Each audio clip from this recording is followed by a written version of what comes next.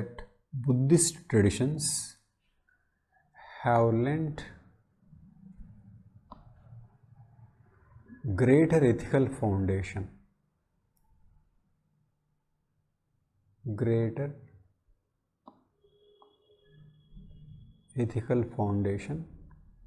to ancient Indian political thought.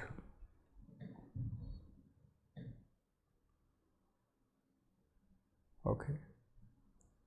So, Buddhist tradition on political thought.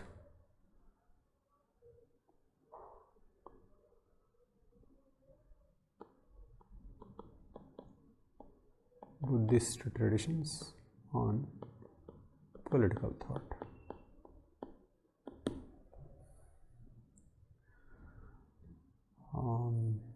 First point is that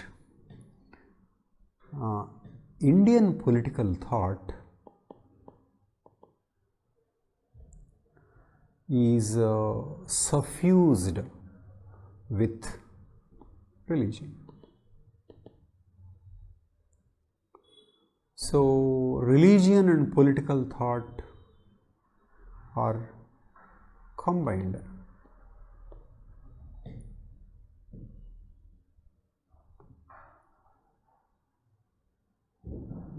Okay, that is one point. So, religion impacting political thought, that's one. Next, second point is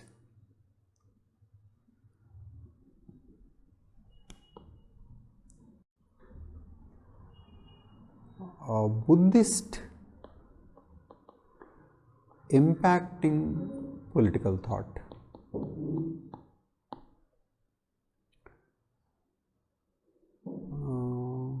Other than Buddhist, what was impacting?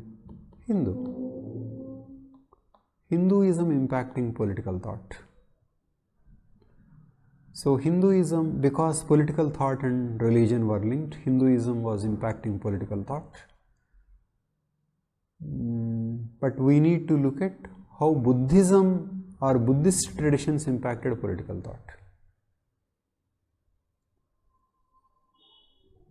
In this context, we need to look at what may be the differences and similarities between these two. For example, if we are asked to examine Western thought on India, then Western thought is very clearly distinct. So, you can isolate, these are the elements of Western thought on Indian political thought. But in the case of Buddhism and Hinduism, making a clear distinction between Buddhism and Hinduism is not easy. Why? Because Buddhism impacted Hinduism and Hinduism impacted Buddhism.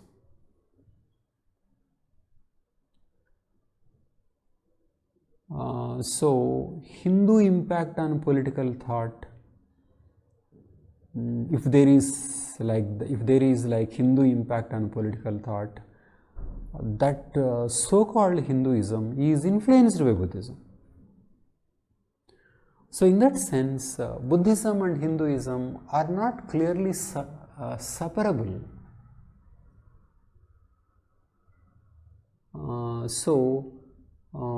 It is not easy to say this is Hinduism's impact on political thought as opposed to Buddhism's impact on political thought, because Hinduism and Buddhism are so closely interlinked religions.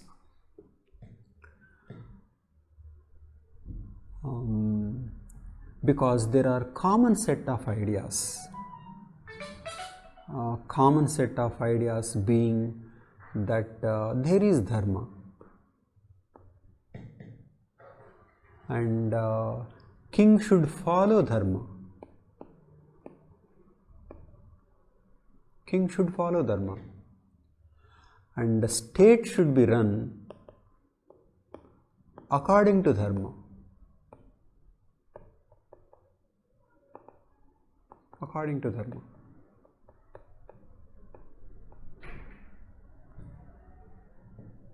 Okay. So many dharma shastras talk about this, and dharma is taken as divine law that cannot be violated. Okay. So Buddhism also says the same thing.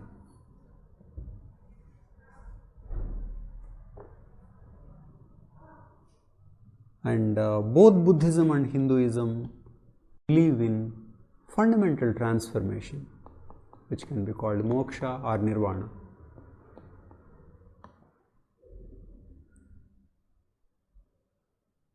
So they believe that this is an end state for a human being to aspire to. And both think that life doesn't end in this life, but rather there is rebirth, karma. Though they may have different explanations on what is rebirth and what is karma and how it impacts. Both believe in soul. Okay.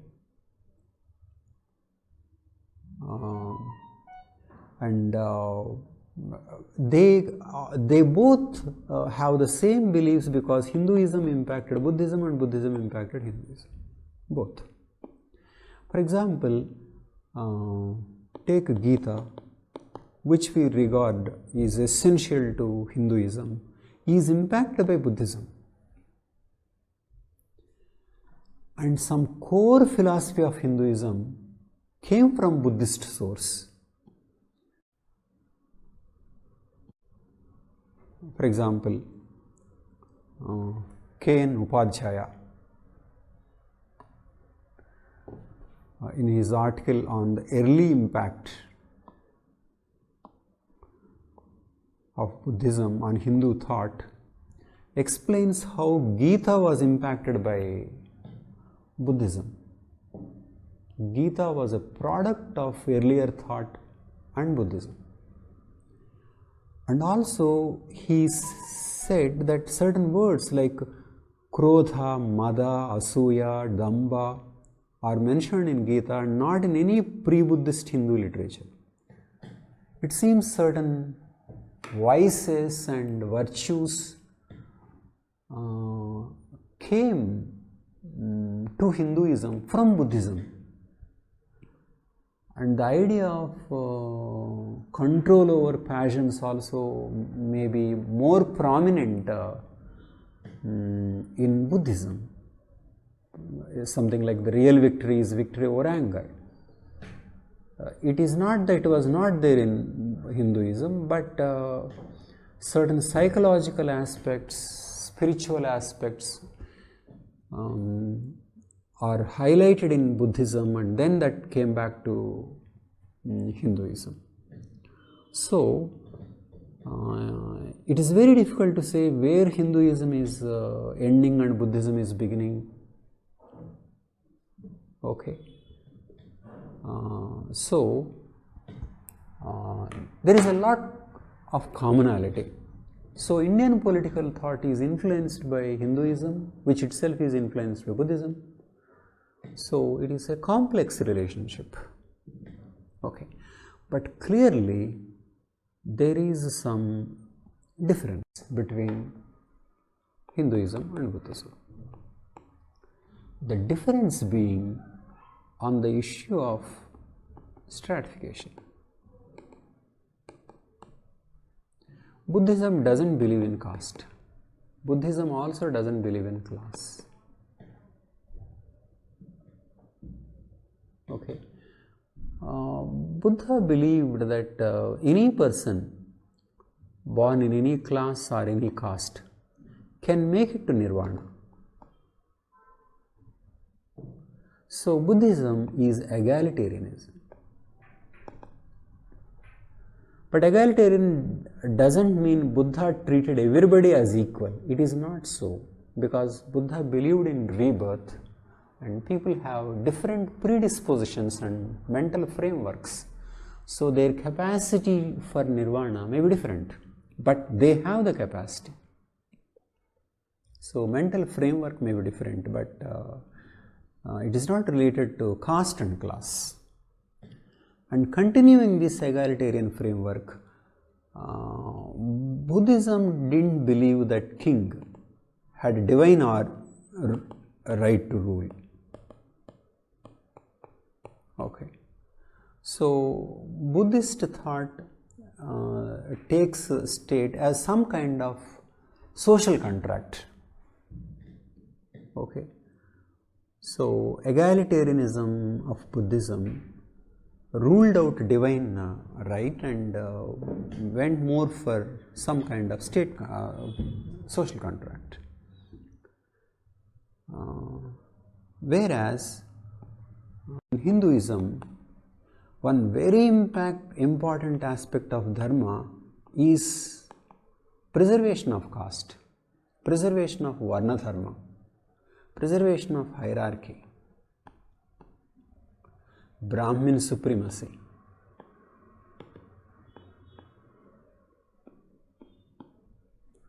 And what they were advocating, like rituals, and then around that time animal sacrifices. Buddha rejected this.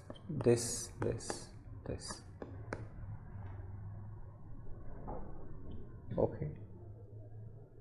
So you can say, to the extent that these ideas impacted political thought, that is Buddhist impact. Okay.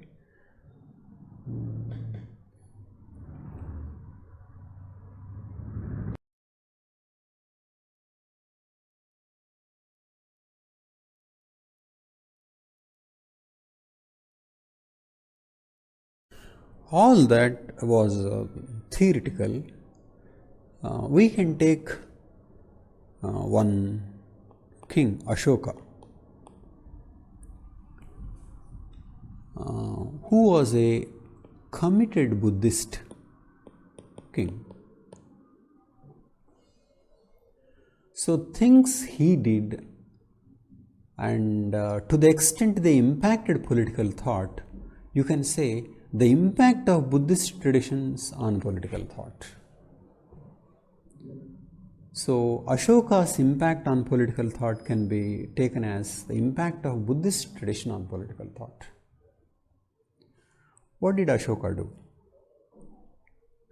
He was a committed Buddhist, and he wanted the state to propagate Buddhism and to inculcate dharma in people. Okay. And what is dharma according to Buddhism? Non-violence.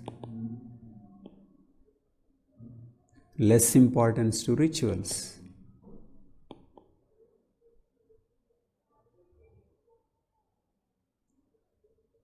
Okay. Moral living.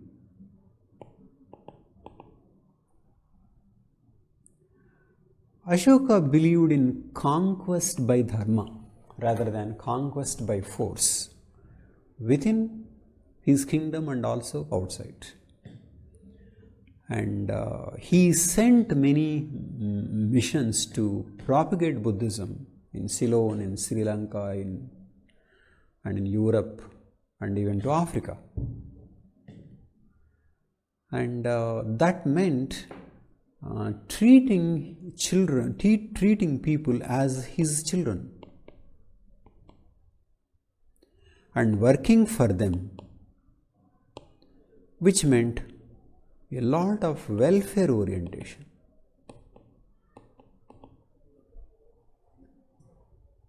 So you can say Ashoka gave a strong gave a push to political thought in the ethical direction, and he claimed that he was doing it as a Buddhist. So you can consider, you can think that Buddhism contributed to making political thought more ethical. So for example, look at what his rock edicts say.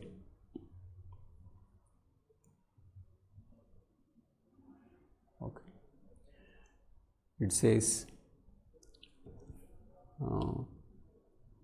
thereafter now the Kalingas annexed became intense his sacred majesty's observance of Dharma, love of Dharma, and his preaching of the Dharma. Moral conquest is considered the principal conquest, not conquest by force. Kalinga was the last war. Known is it to you to what extent is my reverence as well as faith in the Buddha, the Dharma and the Sangha. Whatever has been said by the Lord Buddha, all that has of course been well said. Ashoka was not offering any criticism of Buddhism. He was accepting it in toto. Now ceremonies should certainly be performed, but these bear little fruit. That, however, is productive of great fruit which is connected with Dharma. Dharma is important, not ceremonies.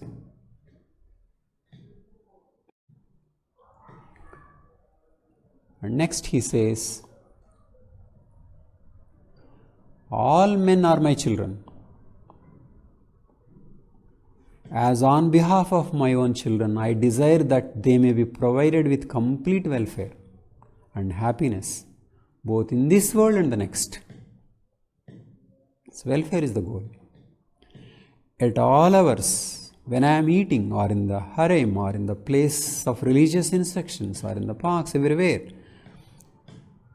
Prativedakas, overseers, are posted with instructions to report on the affairs of the people. In all places do I dispose of the affairs of the people. It says how accessible Ashoka wants to be to the people. Part of welfare orientation.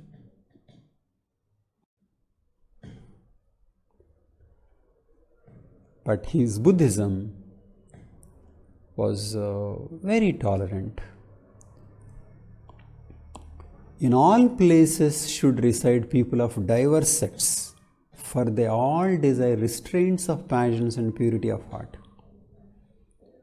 So Ashoka was saying that after all sects desire this, restraint of passions and purity of heart.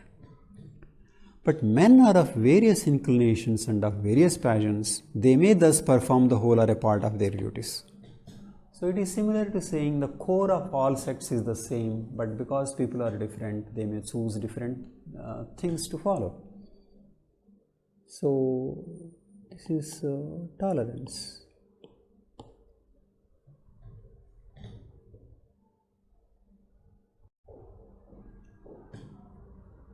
And next, Ashoka believed that the purpose of the state is to promote morality. Okay. Additional functions are given to the officers. The Rajukas, the provincial governors, shall acquaint themselves with what causes happiness and misery, and with the help of the pious, admonish the people of the provinces that they may gain both here and the hereafter. So he thinks that the governors should, with the help of the pious, admonish the people of the provinces. This is like modern equivalent of administration trying to introduce behavioral change.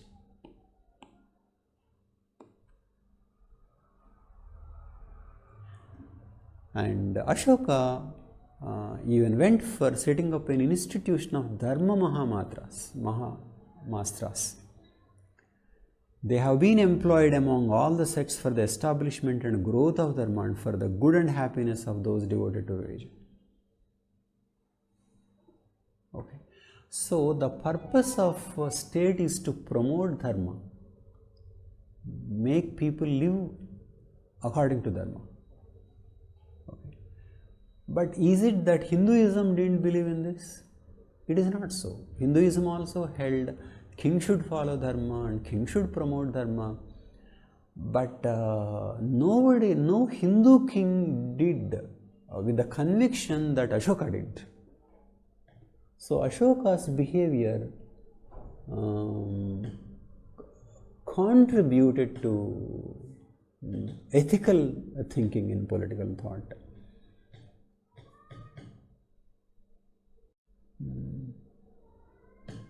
Okay, these edicts and some of the points I took from this article, the place of Emperor Ashoka in ancient Indian political thought by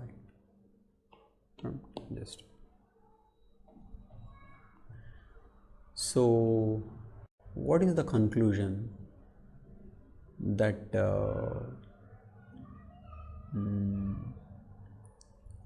dharma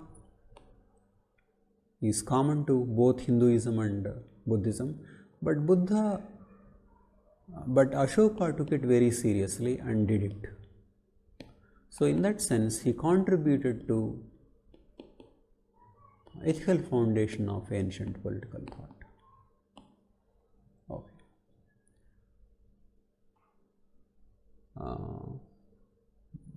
But how did Ashoka deal with the differences?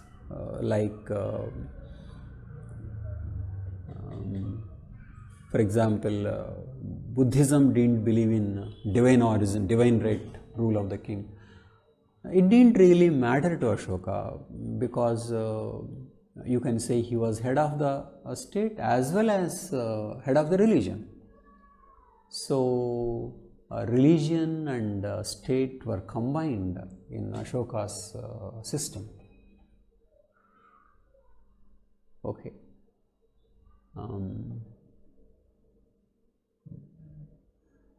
But one difference is Ashoka was not promoting Brahmanism, not promoting rituals and sacrifices. So dharma that Ashoka was trying to follow was different from dharma that Hinduism was practicing, and definitely it undermined the Brahmin power. So in the previous system, Brahmins were the interpreters of dharma and the king was supposed to follow. But during Ashoka's regime, Ashoka himself was the interpreter of Buddhism and he was not being dictated by either Buddhist lobby or Brahmins. So in that sense, Ashoka was far more powerful. How was Ashoka different from the king that Kautilya wanted? So to Kautilya, politics is important. King should follow dharma, but to strengthen politics, this is Kautilya. But Ashoka is interested in dharma, not in politics. But strangely, by pursuing dharma, he actually strengthened politics. Ashoka became a great king, but not because he was trying to assume secular power, but he was trying to assume spiritual power. He was really interested in influencing people, and as a part of his dharma, he worked for the welfare of the people. All that contributed to strong polity, which Kautilya also wanted, but Kautilya wanted in a way that power was important to him. But to Ashoka, dharma was important. So, state was subordinated to dharma, and to Kautilya, that shouldn't be the case. Okay. So, going by Ashoka's actions, definitely it raised the bar in evaluating any king after Ashoka. Okay. So, all this could be considered as Buddhist contribution to ancient politics.